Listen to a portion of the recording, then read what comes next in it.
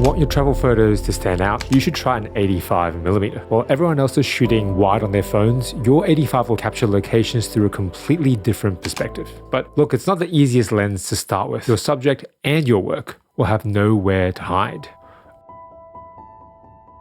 Isolated from surroundings, alone in each frame. 1 in 3 people in the world report feeling lonely, but I'm sure that number is higher for photographers. Flickr is dead, Instagram's a wasteland, let's not even talk about X or Facebook. Where are photographers supposed to share our work? My name is Jack, a scientist and a street photographer. Photography is not my job, it's my tool of choice for mental well-being. Sony's 85mm f1.8 is the newest lens in my collection, but I bought it just before a trip to Japan, thinking I would sell it when I got back. Not only does Lightroom tell me this was my most used lens on that trip, it's now my most used lens, full stop. What is it about this 85? I've almost got it, just back up a bit more. A bit more, just back up a bit more. A bit more, back up a bit more please.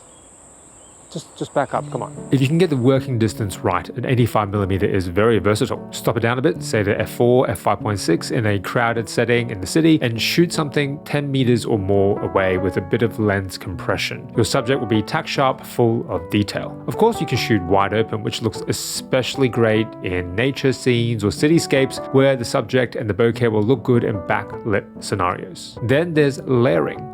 The subject sandwiched between the foreground and background elements, 2 layers of visual interest on either side. It took me a long time to get comfortable shooting 85 because it was just too tight. One subject in frame at any one time and all my pictures looked a little too close. Too familiar. Invasive even. Looking at all these photos frame by frame, I could start to see a pattern.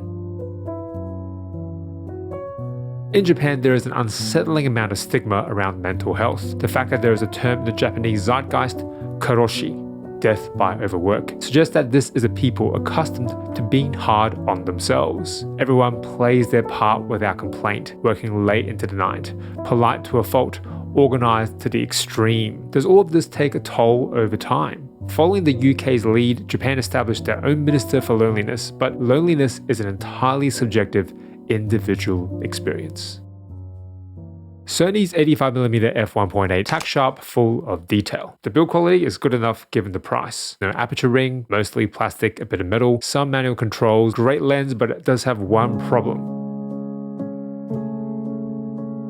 Do you feel lonely all the time, even when surrounded by huge crowds? Being alone is not the same as feeling lonely, and only you can figure out A, if you're lonely, and B, what might make you feel better. The thing that works for me is obviously photography, but it's not enough just to take the photos. I need to share my work somewhere, talk to and learn from other photographers. Instagram seemed to be the best option for a long time, but my favorite accounts, one by one, stopped posting. I stopped posting. No one wants to be the last schmuck at the party, right? Photographers, especially those just getting started, are running out of places to go. Sony's 85mm f1.8 is a great lens, but it does have one problem. Purple fringing. In Lightroom, you can try and fix it manually, but look, you really can't miss it in most high contrast areas of all your images. But the rest is good news. The autofocus, quickest out of any 85 for Sony E-mount right now. 85mm f1.4G master, loud focusing, too big, too bulky, and rumors there's a Mark II coming out soon. The Zeiss 85mm f1.8, all metal, premium build, optical stabilization built in, but bokeh is arguably not as nice, and oh, it's twice the price. Sigma's 85mm f1.4 DGDN is the only real contender. Buttery smooth at f1.4, all metal. I owned this Sigma for a while. Love the images coming out of it, but it's still third party at the end of the day. Autofocus, IBIS, focus breathing compensation, none of it is as seamless, but that's not the reason I decided to sell it.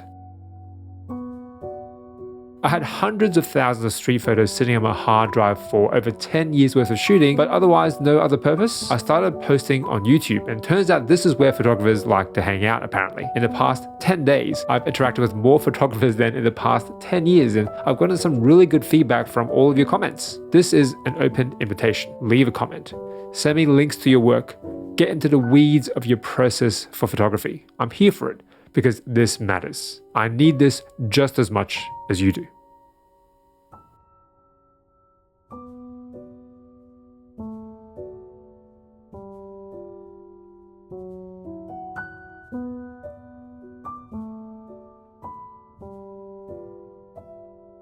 I went for this 85 at the end because of the weight. The Sigma weighs 625 grams versus 371 grams for the Sony. The form factor transforms its utility, giving me a bright telephoto prime and a portable autofocusing package, which blended into my everyday carry better than any other lens combo I own for Sony E-mount. Portability is the reason I sold the Sigma and now use this one so much. When we talk about portability, there is one camera, a unicorn unlike anything else. Image quality relative to mobile portability is unmatched on the market. You'll find that video linked here when it's ready to go. I'm Jack, trying to capture the peace in each moment.